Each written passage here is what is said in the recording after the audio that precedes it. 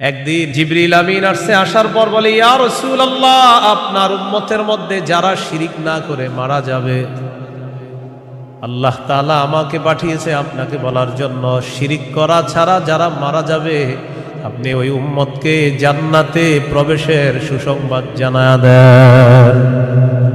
বুঝে আসছেনি সবার? তাহলে এক নাম্বার, আল্লাহ ছাড়া কোনো ইলাহ নাই এই বিশ্বাস নিয়ে মৃত্যুবরণ করা। একদিন এক ফেরেশতা নবীজির কাছে আসছে। নবীজি সাল্লাল্লাহু আলাইহি সাল্লাম বলেন, তানি আতিম মির রাব্বি ফাখায়্যারানি বাইনা আন ইউদখিলা নিসফা উম্মতি আল জান্নাহ ওয়া বাইনা আশ-শাফাআহ। নবী বলেন, একজন ফেরেশতা আমার কাছে আসছে, আসার পর আমাকে দুটি বিষয়ের স্বাধীনতা দিয়েছে যে কোনো একটা গ্রহণ করার জন্য। ফেরেশতা আমাকে বলল, হাবিব, আপনি যদি চান আপনার অর্ধেক উম্মত আপনি জান্নাতে নিতে পারবেন, আর যদি চান আপনি সুপারিশ করতে পারবেন, তবে দুটি গ্রহণ করা আপনার জন্য। এই সুযোগ আপনি পাবেন না, যে কোনো একটি গ্রহণ করতে হবে। হয়তো অর্ধেক উম্মত জান্নাতে নিবেন, না হয় আপনি সুপারিশ গ্রহণ করবেন। আমাদের নবী বলেন, ইখতারতুশ শাফাআ, আমি সুপারিশ করাটাই আল্লাহর থেকে গ্রহণ করে নিলাম। বলেন তবে, বলেন সবাই বলেন তবে। এই সুপারিশ শুধু তারাই পাবে যারা শিরিক করবে না। নবীজি বলেন, ওয়াহিয়া লিমান লা ইউশরিকু বিল্লাহি শাইআ, আমার সুপারিশ শুধু তারাই পাবে যারা আল্লাহর সাথে শিরিক করবে না, তারাই শুধু আমার সুপারিশ পাবে, অন্যরা কিন্তু আমার সুপারিশ পাবে না। সহিহ বুখারীর বর্ণনা ৯৯ নম্বর হাদিসে আল্লাহর নবীর সাহাবী আবু হুরায়রা রাদিয়াল্লাহু তাআলা আন নবীকে প্রশ্ন করলেন, মান আসআদুন নাসি বিশাফাআতিকা ইয়াউমাল কিয়ামাতি ইয়া রাসূলুল্লাহ। হুজুর, কিয়ামতের ময়দানে আপনার সুপারিশের মাধ্যমে কোন ব্যক্তি সবচেয়ে সৌভাগ্যবান হবে আমাকে একটু বলেন। নবীজি বললেন, আবু হুরায়রা, আমি জানতাম তোমার আগে এই প্রশ্ন আমাকে কেউ করবে না। লিমা রাআইতু মিন হিরসিকা আলাল ইলম, ইলমের প্রতি তোমার যে আগ্রহ, বিদ্যার প্রতি তোমার যে আগ্রহ, আমি জানতাম তোমার আগে এই প্রশ্ন আমাকে কেউ করবে না, তুমি যে প্রশ্নটা করছো। তো যেহেতু তুমি প্রশ্নটা করেই ফেলছো, উত্তরটা নাও। আসাদুন নাসি বিশাফাআতি ইয়াউমাল কিয়ামাতি মান ক্বালা লা ইলাহা ইল্লাল্লাহ খালিসাম মিন কিবালি নাফসি।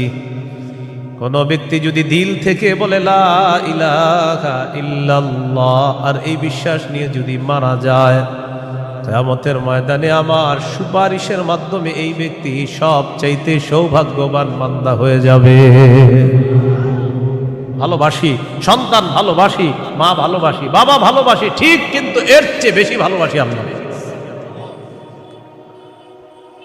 এই হলো আল্লাহকে সবচেয়ে। তাওহীদের কয় শর্ত? 4 নাম্বার। সবচেয়ে বেশি কাকে ভালোবাসা? আল্লাহকে, রসুলকে সবচেয়ে বেশি ভালোবাসা, আল্লাহকে, এরপর রসুলকে সবচেয়ে বেশি ভালোবাসা। সহিহ বুখারীর বর্ণনা 16 নম্বর হাদিস, ক্বালা রাসূলুল্লাহ সাল্লাল্লাহু আলাইহি ওয়াসাল্লাম, সালাসুন মান কুন্না ফীহি ওয়াজাদা হালাওয়াতাল ঈমান। নবীজি বলেন, 3টা বৈশিষ্ট্য যদি কারো মধ্যে থাকে, সে অন্তরের মধ্যে ঈমানের স্বাদ আস্বাদন করতে পারবে। 1 নাম্বার, ইয়াকুনাল্লাহু ওয়া রাসূলুহু আহাব্বা ইলাইহি মিম্মা সিওয়াহুমা, আল্লাহ, আল্লাহ রসুল ছাড়া যত কিছু আছে সব কিছুর চাইতে আল্লাহ আর তার নবীকে বেশি ভালোবাসা। 2 নাম্বার, ওয়া আইয়ুহিব্বাল মারআ লা ইউহিব্বুহু ইল্লা লিল্লাহ, কোন মুসলমানকে শুধুমাত্র আল্লাহর জন্য ভালোবাসা। 3 নাম্বার, আইয়াকরাহা আইয়াউদা ফিল কুফরি কামা ইয়াকরাহু আইয়ুকযাফা ফিন্নার, আগুনের মধ্যে পুড়ে যাওয়া যেমন অপছন্দ, তেমনি ভাবে কুফরি করাটাও এমন অপছন্দ হওয়া। কোটি কোটি টাকা আপনার সামনে রাখা হলো আর বলা হলো আগুনে পুড়ে মারা যাও, আপনি তখন জবাব দিবেন, আপনার কি মাথা খারাপ? আগুনে পুড়ে যদি আমি মারা যাই, কি কোটি টাকা দিয়ে আমি করব কি? এবার আপনাকে বলা হলো কোটি কোটি টাকা দেওয়া হবে, তুমি কুফরি করো। আপনি জবাব দিবেন কোটি টাকার বিনিময়ে যেমন দুনিয়ার আগুনে পড়তে চাই না, তেমনি ভাবে কোটি টাকার বিনিময়ে কুফরি করে জাহান্নামের আগুনেও পড়তে চাই না। নবীজি বলেন কারো মধ্যে যদি এমন অনুভূতি থাকে আগুনে পুড়ে যাওয়া তার অপছন্দ, তেমনি ভাবে কুফরি করাটাও তার কাছে অপছন্দের, আল্লাহ তাআলা তার অন্তরের মধ্যে ঈমানের স্বাদ তৈরি করে দিবেন, ঈমানের স্বাদ দিবেন। তো এই তিনটার মধ্যে একটা হলো আল্লাহকে বেশি ভালোবাসা। বলেন তো তাওহীদের কয় শর্ত? এক নম্বর আল্লাহ ছাড়া কোনো ইলাহ নাই, এই বিশ্বাস নিয়ে মৃত্যুবরণ করা। দুই নম্বর আল্লাহ ছাড়া কোনো ইলাহ নাই, এটার মধ্যে একটুও সন্দেহ করা যাবে না। তিন নম্বর আল্লাহ ছাড়া কোনো ইলাহ নাই, এটা মুখে বলা, অন্তরে স্বীকার করা, বিশ্বাস করা। চার নম্বর আল্লাহকে সবচেয়ে বেশি ভালোবাসা। এই চার শর্ত পূরণ করে আমরা যেন কবরে যেতে পারি, আল্লাহ তাআলা তৌফিক দান করেন। এরপরে আল্লাহ বলেন ওয়াল্লাহু সামিউন আলিম, আল্লাহ সর্বশ্রোতা সর্বজ্ঞানী। এটা হলো সূরা বাকারার 256 নম্বর আয়াত। এখন আপনাদেরকে 56 নম্বর আয়াত থেকে জিজ্ঞাসা করতে চাই, একটা হলো তাগুতের দল আর একটা হলো আল্লাহর দল। দুনিয়াতে মৌলিকভাবে মানুষের দল দুইটা, একটা হলো হিজবুল্লাহ আল্লাহর দল, আর একটা হিজবুশ শায়তান শয়তানের দল। এই দুই দল মৌলিকভাবে মানুষের মধ্যে সূরা মুজাদালায় দুই দলের কথা আছে। তো এই দুই দলের মধ্যে আমরা কার দলে থাকবো? আল্লাহর দলে না শয়তানের দলে? আল্লাহর দলে আমরা যারা থাকবো আল্লাহ আমাদের অভিভাবক হয়ে যাবে। এই কথাটা আল্লাহ সূরা বাকারার 257 নম্বর আয়াতে বলতেছে। মন দিয়ে শুনেন কি বলে, আল্লাহু ওয়ালিয়ুল্লাযীনা আমানু, যারা ঈমানদার তাদের অভিভাবক আল্লাহ। সুবহানাল্লাহ। আপনারা মাঝে মাঝে এমনি দোয়া করতে পারেন না, আল্লাহ আপনি আমার অভিভাবক, আল্লাহ আপনি অভিভাবক। আল্লাহ সূরা বাকারা 257 নম্বর আয়াতে বলছেন আপনি আমার অভিভাবক। আল্লাহ আমি তো সমস্যায় আছি, আমারে সমাধান করে দাও। এইভাবে বলতে হবে, আল্লাহ আপনি বলছেন আপনি আমার অভিভাবক, আল্লাহ আপনি আমার সমস্যা সমাধান করে দেন। এইভাবে আল্লাহকে বলতে হবে। আল্লাহু ওয়ালিয়ুল্লাযীনা আমানু, আল্লাহ বলেন যারা ঈমানদার তাদের অভিভাবক হলেন আল্লাহ। ইউখরিজুহুম মিনাজ যুলুমাতি ইলান নূর, আল্লাহ তাআলা অভিভাবক ঈমানদারদেরকে অন্ধকার থেকে বের করে আলোর দিকে আল্লাহ তাআলা নিয়ে যায়। ওয়াল্লাযীনা কাফারু আউলিয়াউহুমুত তাগুত, আর যারা কাফের তাদের অভিভাবক হলো শয়তান। বলেন তো ঈমানদারের অভিভাবক কে? কাফেরের অভিভাবক কে? উলাইকা আসহাবুন নারি হুম ফিহা খালিদুন। আল্লাহ বলেন যারা তাগুতের অনুসারী তারা চিরস্থায়ীভাবে জাহান্নামে থাকবে। বলি নাউজুবিল্লাহ। তাগুত বলা হয় যত সীমা লঙ্ঘনকারী আছে জালেম, সব তাগুত। এই তাগুত এটা পুরুষ হোক আর মহিলা হোক, এই তাগুত যারা এরা জালেম অথবা জালেমা, সব তাগুত। তবে কষ্টের বিষয় আর দুঃখের বিষয়, আমরা বারবার এক তাগুত ছেড়ে আরেক তাগুতকে ধরি। এক তাগুত ছেড়ে আরেক তাগুতকে কি করি? ধরি। কেন ধরি জানেন? বৃষ্টি থেকে বাঁচার জন্য ঝর্ণা নিচে এসে দাঁড়ায় আর কি। কোথায় দাঁড়াই? বাঁচার জন্য কি থেকে কোথায় এসে দাঁড়াই? এক তাগুতকে ছেড়ে আরেক তাগুত ধরা, মানে বৃষ্টি থেকে বাঁচার জন্য ঝর্ণার নিচে এসে দাঁড়ায়। ভাই কিছু ঘটনা কি? ঝর্ণার নিচে কেন? আর বললেন না বাইরে বৃষ্টি, তো এনে কি? এই আকীদাটা এখন আল্লাহ তাআলা সংশোধন করবে যে শোনো আমি তোমাদেরকে বাঁচিয়ে রাখছি, মৃত্যুর পর আমি জিন্দা করব, কিন্তু এখানে কোনো সন্দেহ করবা না। এই আকীদা 258, 259, 260 এই 3 আয়াতের মধ্যে আল্লাহ আমাদেরকে আকীদা দিয়ে দিবেন। দুনিয়াতে যেমন তোমাদেরকে রাখছি আমি, আখিরাতেও তোমাদেরকে আবার পুনরুত্থান করব, এই ক্ষমতাও আমি আল্লাহর। সূরা বাকারা 258, 259, 260 দেখেন কি বলে। ألم تر إلى الذي حاج إبراهيم في ربه أن آتاه الله الملك إذ قال إبراهيم ربي الذي يحيي ويميت ويميت قال أنا أحيي وأميت قال إبراهيم فإن الله يأتي بالشمس من المشرق فأت بها من المغرب فبهت الذي كفر والله لا يهدي القوم الظالمين নবী আপনি কি দেখেন নাই ওই ব্যক্তির ব্যাপারে চিন্তা করেন নাই যে ব্যক্তি ইব্রাহিম নবীর সাথে তার রবের ব্যাপারে ঝগড়া করেছে, যেই রব তাকে রাজত্ব দান করেছে ওই রবের ব্যাপারে লোকটা ঝগড়া করেছে ইব্রাহিম নবীর সাথে। আল্লাহ তাআলা বলেন এই ব্যক্তি হলো বাবেল শহরের বাদশাহ নমরুদ। ইব্রাহিম নবীর সাথে ঝগড়া লাগছে, এই কারণে নমরুদকে আল্লাহ তাআলা রাজত্ব দান করছে। রাজত্ব পাওয়ার পর নমরুদ কয় আমি খোদা। ইব্রাহিম নবী বললেন আমার রব রব্বি আল্লাযী ইহয়ী ওয়া ইউমীত, আমার রব হলেন তিনি যিনি জীবন দেয়, যিনি মৃত্যু দান করেন। নমরুদ পাল্টা জবাব দিয়ে বলে ক্বালা আনা উহয়ী ওয়া উমীত, আমিও তো জীবন দেই আমিও তো মৃত্যু দেই। নাউজুবিল্লাহ। হ্যাঁ, ইব্রাহিম নবী বললেন রব তিনি যিনি জীবন দেয় মৃত্যু দেয়। নমরুদ কথা আমিও তো জীবন দিই মৃত্যু দিই। ইব্রাহিম নবী তাহলে কি করতে হবে? আমারও রব মানো, কারণ আমিও জীবন দিই মৃত্যু দিই। ইব্রাহিম নবী বললেন কিভাবে? জেলখানা থেকে দুইজন আসামি ধরে আনছে, একজনকে মেরে ফেলছে আর একজনকে ছেড়ে দিছে। মারার পর বলে এই যে দেখো আমি মৃত্যু দিলাম, ছেড়ে দেওয়ার পর বলে এই যে দেখো আমি জীবন দিলাম। কি ইন্টারন্যাশনাল পদ্ধতির জীবন মৃত্যু! হ্যাঁ, দুইজনকে ধরে আনছে, একটাকে হত্যা করছে আর একটাকে ছেড়ে দিছে। হত্যা করার পর বলে দেখো জীবন দিলাম মৃত্যু দিলাম, জীবন দিলাম কিভাবে? আর একটাকে ছেড়ে দিছে, এটা ছেড়ে দেওয়ার পর বলতেছে আমি তাকে জীবন দিলাম। আপনারা বলেন এটা কি জীবন মৃত্যু? ইব্রাহিম নবী চিন্তা করলেন এরে এমন এক কথা বলে আটকাইতে হবে যেই কথার পরে আর ঝগড়া করবে না। قال إبراهيم فإن الله يأتي بالشمس من المشرق فأت بها من المغرب। ইব্রাহিম নবী বললেন আমার রব আল্লাহ প্রতিদিন সূর্য পূর্ব দিক থেকে উঠায়, তুমি পশ্চিম দিক থেকে উঠায় দাও। তুমিও তো রব, তোমার দাবি অনুযায়ী। নাউজুবিল্লাহ। ফাবুহিতাল্লাযী কাফার, আল্লাহ তাআলা বলেন যে ঝগড়া করছে নমরুদ কাফের, ধরাশয়ী হয়ে গেল, ঝগড়ায় হেরে গেল।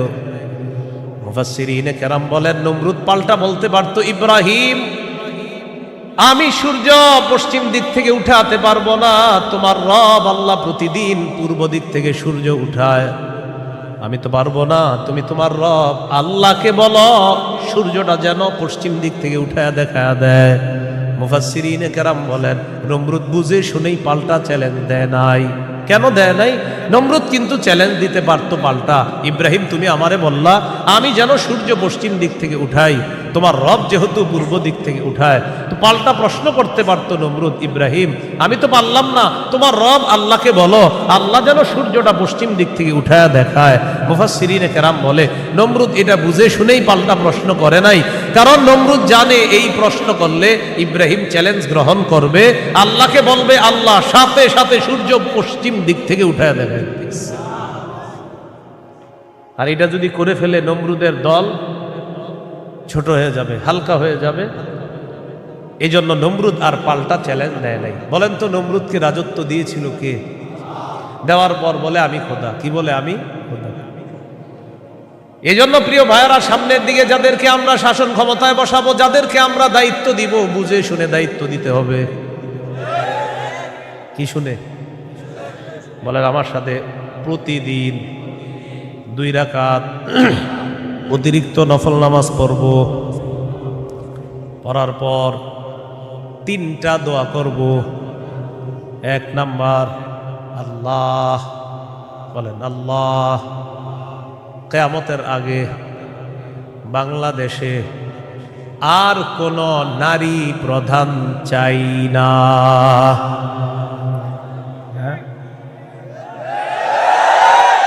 কি প্রধান চাই না? সবাই জোরে বলেন কেন? আরো জোরে বলেন, আরো জোরে, আরো জোরে। قال رسول الله صلى الله عليه وسلم لا يفلح قوم ولوا امرهم امرأتان। নবীজি বলেন ওই জাতি কিছুতেই কখনোই সফল হবে না যেই জাতি তাদের নেতৃত্বে কোনো নারীকে বসায় দেয়। আপনি বুঝেন আর না বুঝেন আমার নবীর কথা সঠিক।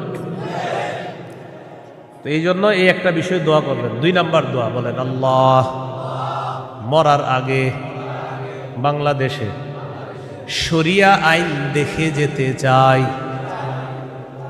কি আইন? দেয়ালে দেয়ালে লিখে দিবেন, শরিয়া আইন চায় না তারা, বলেন, কোন না কোন অপরাধী যারা, বলেন আমার সাথে, শরিয়া আইন চায় না তারা, কোন না কোন অপরাধী যারা। চোর শরিয়া আইন চাইবে না, হাত কাটা দেবে। ধর্ষক শরিয়া আইন চাইবে না, তাকে পাথর মেরে হত্যা করা হবে, তার উপর ইসলামের শাস্তি প্রয়োগ করা হবে। এই জন্য ধর্ষক চাইবে না, চোর চাইবে না। আমাদের দেশে যদি আসলে শরিয়া আইন চালু হয়, বিগত দিনের শুধু চুরির বিচার করতে করতে সুপ্রিম কোর্ট, হাইকোর্টের বিচারপতিরা ক্লান্ত হয়ে যাবে। শুধু চুরির বিচার হয়ে, কিসের বিচার? এটা 2 নাম্বার দোয়া করবেন। 3 নাম্বার দোয়া বলেন, আল্লাহ আমাদের দেশে এমন একজন শাসক দিয়ে দেন, যেই শাসক মৌলিক 4টি কাজ করবে। 1 নাম্বার নামাজ কায়েম করবে, 2 নাম্বার যাকাত প্রতিষ্ঠিত করবে, 3 নাম্বার সৎ কাজের আদেশ করবে, 4 নাম্বার অসৎ কাজের নিষেধ করবে। সবাই বলেন দলিল, বলেন দলিল।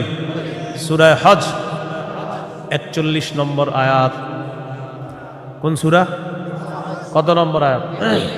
এই আয়াতে আল্লাহ বলেন, আল্লাযীনা ইম্মাক্কান্নাহুম ফিল আরদি আকামুস সালাহ ওয়া আতাউয যাকাতা ওয়া আমারু বিল মারুফি ওয়া নাহাউ আনিল মুনকার। আল্লাহ তাআলা বলেন, আমি যাদেরকে দুনিয়ার শাসন ক্ষমতায় বসাই, তাদের মৌলিক কাজ হবে 4টা। 1 নাম্বার আকামুস সালাহ, তারা রাষ্ট্রীয়ভাবে নামাজ কায়েম করতে হবে। রাষ্ট্রের প্রত্যেকটা নাগরিক যেন নামাজ পড়ে, এই দায়িত্ব পালন করতে হবে। 2 নাম্বার ওয়া আতাউয যাকাত, যাকাতের বিধান রাষ্ট্রীয়ভাবে চালু করতে হবে। আমাদের দেশে যদি রাষ্ট্রীয়ভাবে যাকাতের বিধান চালু হয়ে যায়, আর সব ধনীরা যদি 1 বছর যাকাত আদায় করে, কয় বছর? ওই বছর সুদ বলবে, যাকাত তুমি ভালো থেকো, আমি সুদ বিদায় নেই। কয় বছর? 1 বছর যদি যাকাত যারা দেয়, এরা যদি দেয়, সুদ বলবে, যাকাত তুমি থাকো, আমি চলে যাই, কারণ আমার আর থাকার জায়গা নাই। বলেন আমার সাথে, সুদে ফকির আরো ফকির হয়, যাকাতে ফকির আরো ধনী হয়। দলিল ইবনে মাজাহ 2279 নম্বর হাদিস। আবার বলেন, বলেন, সুদে ফকির আরো ফকির হয়, যাকাতে ফকির ধনী হয়। বলেন আমাদের এই রাষ্ট্র সুদ ভিত্তিক হওয়ার কারণে এখন আমরা সবাই মোটামুটি ভিক্ষুক। কারণ আমাদের প্রত্যেকের মাথা পিছু 1,07,000 টাকা ঋণ। তো আপনি কোথায় ধনী? সুদের শেষ পরিণতি ভিক্ষা। এটা আপনার যদি বুঝে না আসে, কিছু করার নাই। আমার নবীর কথা যেটা বলবে নবী, আজ হোক কাল হোক, সেটা ফলবেই, কোনো সন্দেহ নেই। তো আমরা দাবি করি 90% মুসলমান, এখানে অর্থ ব্যবস্থা সুদ ভিত্তিক। এই জন্য আমরা স্লোগান পাল্টাবো, বলেন দারিদ্র বিমোচনে সুদ নয় যাকাত। বলেন তো দারিদ্র বিমোচনে কি? দারিদ্র বিমোচনে সুদ নয় যাকাত। এগুলা দেয়ালে লিখে দিবেন যে দারিদ্র বিমোচনে সুদ নয় যাকাত। লিখে দিবেন দারিদ্র বিমোচনে সুদ নয় যাকাত। লিখবেন সুদে ফকির আরো ফকির হয়, যাকাতে ফকির আরো ধনী। নমরুদকে রাজত্ব দিছে আল্লাহ তাআলা, সে এখন বলে আমি খোদা। বলেন নাউজুবিল্লাহ। বলেন জীবন মৃত্যু কে দেয়? এটা হলো সূরা বাকারা 258 নম্বর আয়াত। 259 নম্বর আয়াতটা শোনার আগে আগে বুঝেন। এক ব্যক্তি এক এলাকার সামনে দিয়ে যাইতেছে, যাওয়ার সময় দেখে কি এলাকার সবগুলা ঘর বাড়ি ছাদের উপরে পড়ে রয়েছে, নিচে ছাদ, উপরে ঘর বাড়ি। আপনাদের এলাকার ছাদ কি নিচে থাকে না বাড়ির উপরে থাকে? কয়েকজন কইছে, মানে অন্যদের ঘর বাড়ির ছাদ নিচে থাকে। ঘর বাড়ির ছাদ কই থাকে? এটা প্রথমে বললেন না কেন? মানে প্রথমে কয়েকজন কইছে কয়েক উপরে, মানে অন্যদের ছাদগুলা নিচে। আপনাদের ঘর বাড়ির ছাদ কই? তো এই কথাটা প্রথমে বললে সমস্যা ছিল কি? এক ব্যক্তি যাইতেছে এক এলাকার সামনে দিয়ে, যাওয়ার সময় দেখে ঘর বাড়ি সব ধ্বংস হয়ে পড়ে রয়েছে, নিচে হইল ছাদ, উপরে ঘর বাড়ি। উনি এই বিষয়ে দেখা সাথে সাথে বললেন, আল্লাহু আকবার, আল্লাহ কত মহান, এদেরকে ধ্বংস করলেন আল্লাহ, আবার আল্লাহ কিভাবে জিন্দা করবে, এটা ওনার সন্দেহ না, এটা ওনার কি না সন্দেহ না, এটা উনি বিস্ময় প্রকাশ করতেছে, আল্লাহ কত মহান, আবার কিভাবে আল্লাহ জিন্দা করবে, এটা মুখ দিয়ে বলে ফেলছে। সাথে সাথে আল্লাহ তাকে মৃত্যু দিচ্ছে, 100 বছর মৃত অবস্থায় রাখছে। কয় বছর? 100 বছর মৃত অবস্থায় রাখছে। 100 বছর পর জিন্দা করছে। জিন্দা করার পর তাকে জিজ্ঞাসা করলেন, আপনি কয় বছর মৃত অবস্থায় ছিলেন? তো জবাব দিলেন, 1 দিন বা আধা দিন। আল্লাহ তাআলা বললেন, আপনি 100 বছর ছিলেন মরা। কয় বছর? ওই যে উনি বলছিলেন মরাকে আল্লাহ কিভাবে জিন্দা করবে, আল্লাহ দেখাই দিতেছে।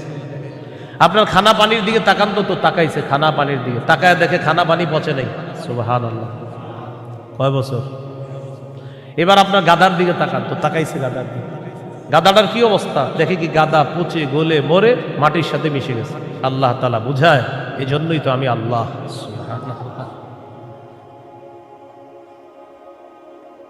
এবার আল্লাহ তাআলা বললেন, দেখেন গাদার অস্থিগুলা মাটির সাথে মিশে গেছে, আমি এগুলারে উঠাই। তো হাড্ডি উঠাইছি, উঠানোর পর এটার উপরে আল্লাহ গোস্তের প্রলেপ দিয়ে এটার মধ্যে প্রাণ সঞ্চার করে আবার গাদা জিন্দা করে দিচ্ছে। বলেন মৃতকে জিন্দা করে কে? এই কথাটাই আল্লাহ তাআলা বলেন, আও কাল্লাযী মাররা আলা ক্বরিয়াতি ওয়া হিয়া খাবিয়াতুন আলা উরুশিহা। অথবা নবী আপনি কি ওই ব্যক্তির ব্যাপারে চিন্তা করেন নাই, যে ব্যক্তি এক এলাকার সামনে দিয়ে গেছে, যাওয়ার সময় দেখে এলাকার সবগুলা ঘর বাড়ি ছাদের উপর পড়া, এর মানে ঘর বাড়িগুলা সব ধ্বংস। ক্বালা আন্না ইউহয়ী হাযিহিল্লাহু বা'দা মাউতিহা। তখন তিনি বললেন, আল্লাহ তাআলা কিভাবে তাদেরকে মৃত্যুর পর আবার পুনরায় জিন্দা করবেন। ফাআমাতাহুল্লাহু মিআতা আমিন। আল্লাহ তাআলা তাকে 100 বছরের জন্য মৃত্যু দিলেন। সুম্মা বাআসা, আবার তাকে জিন্দা করলেন। করার পর আল্লাহ বললেন, ক্বালা কাম লাবিস্তা, কতদিন আপনি এইভাবে মৃত অবস্থায় কাটিয়েছেন? তিনি জবাব দিলেন, লাবিস্তু ইয়াওমান আও বা'দা ইয়াওম, 1 দিন বা আধা দিন আমি মৃত অবস্থায় ছিলাম। কয়দিন? না আপনারা বলেন আসলে কয় বছর? আল্লাহ তাআলা বলেন, ক্বালা বাল লাবিস্তা মিআতা আমিন ফানজুর ইলা তাআমিকা ওয়া শারাবিকা লাম ইয়াতাসান্না। আপনি 100 বছর মরা ছিলেন, খানার দিকে তাকান, পানির দিকে তাকান, লাম ইয়াতাসান্না, পচে নাই। সুবহানাল্লাহ। ওয়ানজুর ইলা হিমারিকা, গাদাটার দিকে তাকান, গাদার দিকে তাকাইছে, তাকায় দেখে পচে গলে মাটির সাথে মিশে গেছে। আল্লাহ তাআলা বলেন, জানেননি কেন আপনাকে আমি মৃত্যু দিলাম, আবার 100 বছর পর আপনাকে আমি কেন জিন্দা করলাম? ওয়ালিনাজআলাকা আয়াতাল লিন্নাস, আমি আপনাকে দুনিয়ার মানুষের সামনে নিদর্শন হিসাবে রেখে দিলাম, যে দেখো আমি আল্লাহ মৃতকে জিন্দা করি, এর দৃষ্টান্ত দুনিয়াতেই দেখায়া দিলাম। কয় বছর মৃত্যু রাখছে, এরপরে আল্লাহ আবার উঠেছে।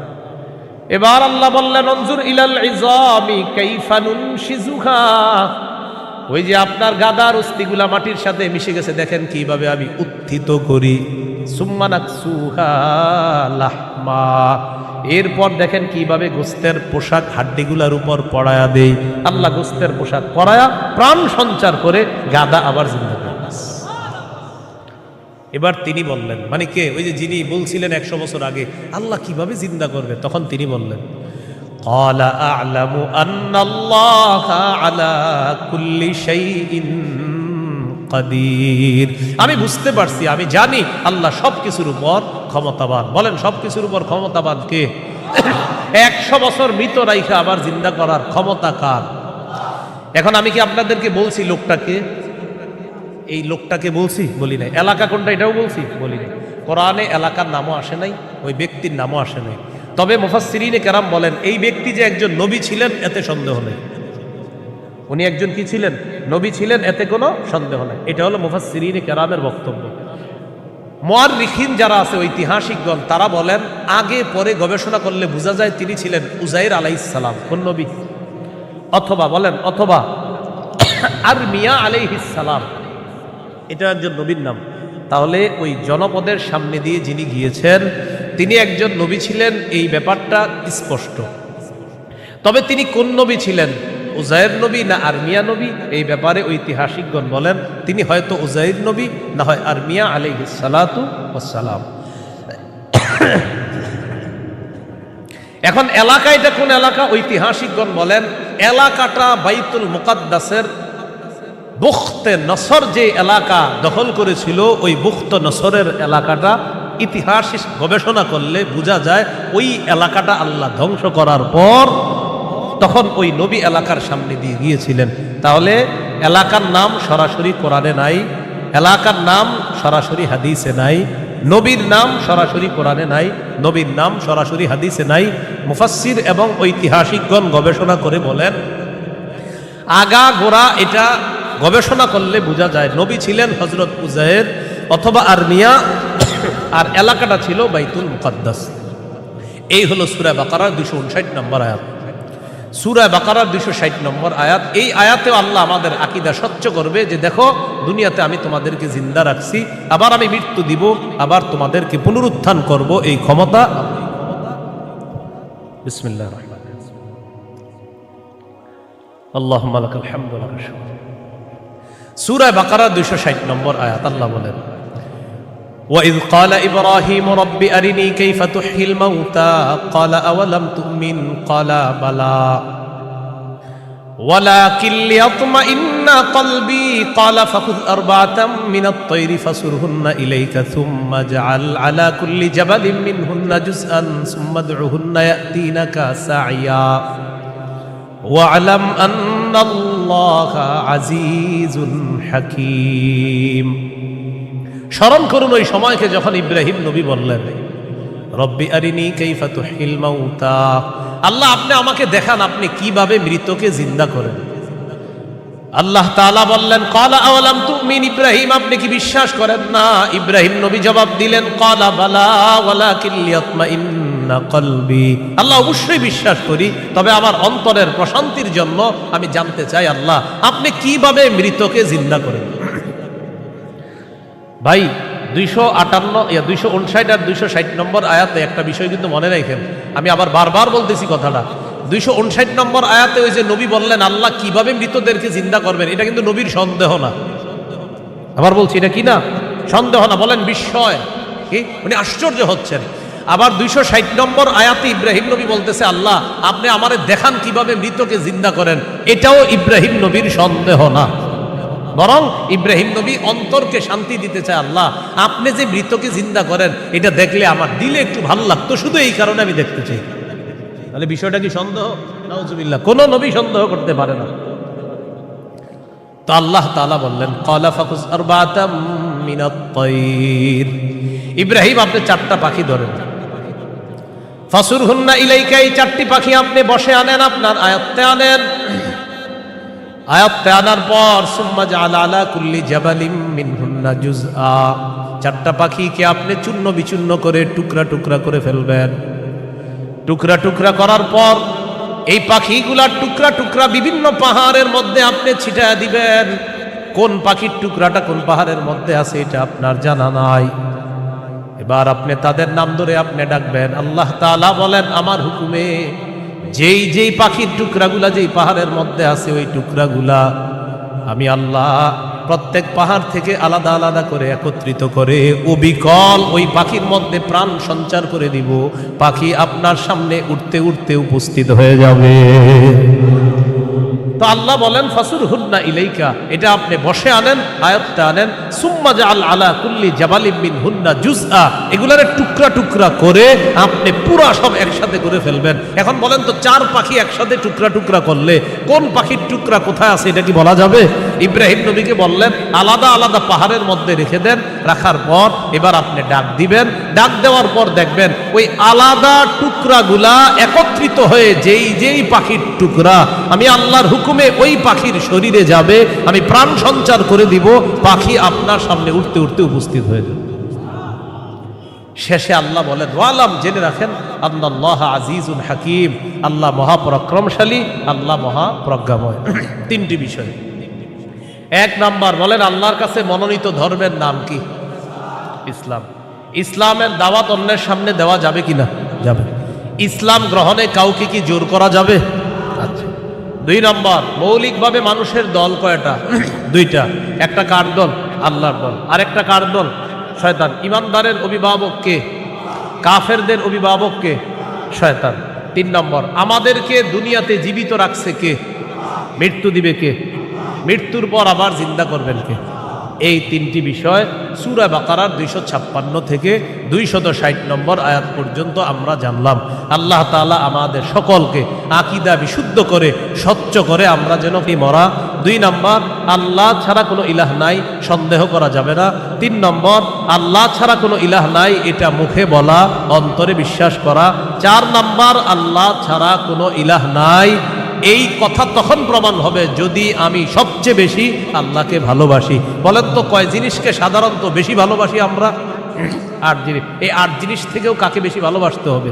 আল্লাহ। আল্লাহ তাআলা আমাদের সকলকে আজকের সূরা বাকারার 256 থেকে 60 নম্বর আয়াত পর্যন্ত মৌলিক মূল 3টি কথা ছিল।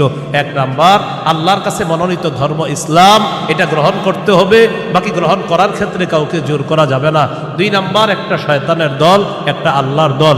আল্লাহর দলের অভিভাবক আল্লাহ, শয়তানের দলের অভিভাবক মানে যারা, তাদের অভিভাবক হলো শয়তান। তাগুত যারা ইহুদি খ্রিস্টান, তাদের অভিভাবক হলো শয়তান। 3 নাম্বার, আল্লাহ জীবিত রাখছে, আল্লাহ মৃত্যু দিবেন, আল্লাহ আবার জিন্দা করবেন। এই আকীদা, বিশুদ্ধ স্বচ্ছ আকীদা নিয়ে যেন আমরা কবরে যেতে পারি, আল্লাহ তাআলা তৌফিক দান করেন। সুবহানাল্লাহি ওয়া বিহামদিহি, সুবহানাকাল্লাহুম্মা ওয়া বিহামদিকা, আশহাদু আল্লা ইলাহা ইল্লা আনতা, আস্তাগফিরুকা ওয়া আতুবু ইলাইক।